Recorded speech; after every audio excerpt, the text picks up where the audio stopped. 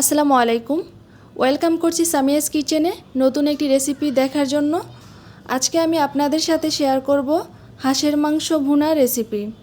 হাঁসের মাংস কম বেশি সবারই পছন্দ, বিশেষ করে শীতকালে চালের রুটি দিয়ে।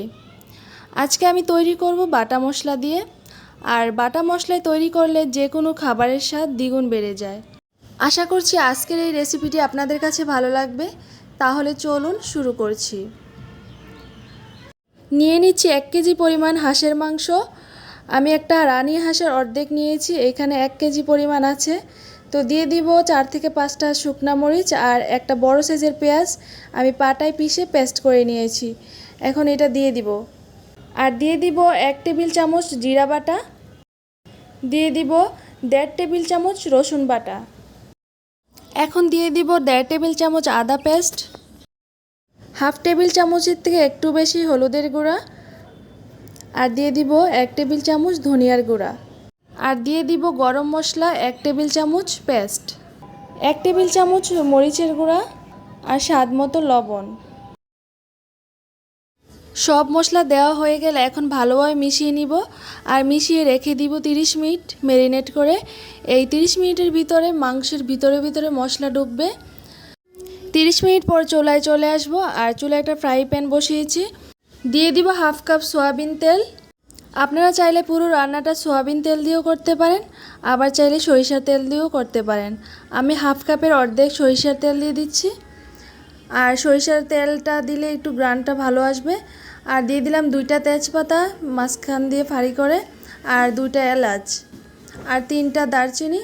তো আমি মাঝখান দিয়ে ফাড়ি করে দিচ্ছি, এতে গ্রানটা ভালো আসবে।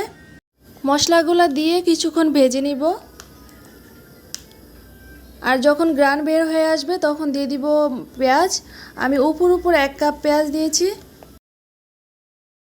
পেঁয়াজগুলো হালকা ব্রাউন কালার করে নিব, বেশি ভাজবো না। এরকম একটা কালার চলে আসলে দিয়ে দিব মাংসগুলা। তো এই তেলের মধ্যে পেঁয়াজের মধ্যে আমি মাংসগুলো কষিয়ে নিব প্রায় 30 মিনিটের মতো। তো এখানে কিন্তু এক্সট্রা কোনো পানি দেওয়া যাবে না, এখান থেকেই পানি উঠবে। তো এই তেলের মধ্যে আমি কষিয়ে নিব 30 মিনিট। কষিয়ে নেওয়ার সময় একটু পরপর ঢাকনা দিয়ে ঢেকে দিব, আবার ঢাকনা উঠিয়ে একটু পরপর নেড়ে দিব, না হয় নিচে দিয়ে লেগে যাবে, আর পোড়া লাগলে কিন্তু খেতে ভালো লাগবে না। তো আমিও একটু পরপর ঢাকনা দিয়ে ঢেকে দিচ্ছি আর উঠিয়ে নেড়ে দিচ্ছি, যাতে নিচে না লেগে যায়। তো এইভাবে করে আমি 30 মিনিট রেখে দিব। 30 মিনিট পর কষিয়ে একদম তেলটা বেশি উঠেছে এবং নিচে লেগে আসতেছে। তো এই পর্যায়ে আমি দিয়ে দিব 2 কাপ পানি। তো আমি অল্প অল্প পানি দিয়ে কষিয়ে নিব। তো এখন 2 কাপ পানি দিয়ে কষিয়ে নিচ্ছি, পরবর্তীতে আবার পানি দিব একেবারে। আর হাঁসের মাংস সিদ্ধ হতে অনেক সময় লাগে, সেজন্য আমরা এইভাবেই সিদ্ধ করতে হবে। তো এইভাবেই কষিয়ে নিতে হবে, আর পানিটা কিন্তু একদম ফুটন্ত গরম পানি দিতে হবে। তো আমি কিন্তু ফুটন্ত গরম পানি দিয়েছি।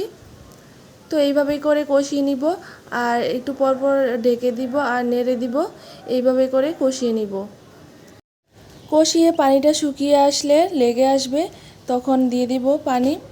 তো ফুটন্ত গরম পানি আমি 4 কাপ পরিমাণ দিচ্ছি। তো এই পানিটার মধ্যে আমি সিদ্ধ করে নিচ্ছি, আর কোনো পানি দিব না। আর আপনাদের যদি লাগে চেক করে পানি দিবেন, চেক করে দেখবেন সিদ্ধ হয়েছে কিনা। যদি সিদ্ধ হয় তাহলে আর দেওয়ার দরকার নেই, আর সিদ্ধ না হলে আরও পানি দিবেন, সমস্যা নাই। তবে ফুটন্ত গরম পানি দিতে হবে। আমি মাংসটা এইভাবেই কষিয়ে নিচ্ছি, ঢাকনা দিয়ে ঢেকে রাখতে হবে সব সময়, আর একটু পরপর নেড়ে দিতে হবে। তো মাংস যত বেশি কষাবো তত বেশি টেস্ট হবে। তো হয়ে গিয়েছে হাঁসের মাংস ভুনা। তো দেখুন কতটা লোভনীয় লাগছে হাঁসের মাংস ভুনাটা। অনেকেই হাঁসের মাংস খেতে চায় না, হাঁসের একটা এক্সট্রা গন্ধ থাকে সেই জন্য। তো এইভাবে রান্না করে ট্রাই করবেন, একদমই গন্ধ থাকবে না, আর অসম্ভব মজার হবে। তো আশা করছি আজকের এই রেসিপিটি আপনাদের কাছে ভালো লেগেছে। আর যদি ভালো লেগে থাকে please like, comment and share করে আমার চ্যানেলটাকে সাবস্ক্রাইব করে দিবেন। আর বেশি ভালো লাগলে বেল বাটন টাচ করে দিবেন। আর যারা ফেসবুক পেজ থেকে দেখতেছেন তারা আমার ফেসবুক পেজটা ফলো দিয়ে রাখবেন, আর সবসময় পাশে থাকবেন। ওকে, আল্লাহ হাফেজ, ভালো থাকবেন সবাই। আসসালামু আলাইকুম।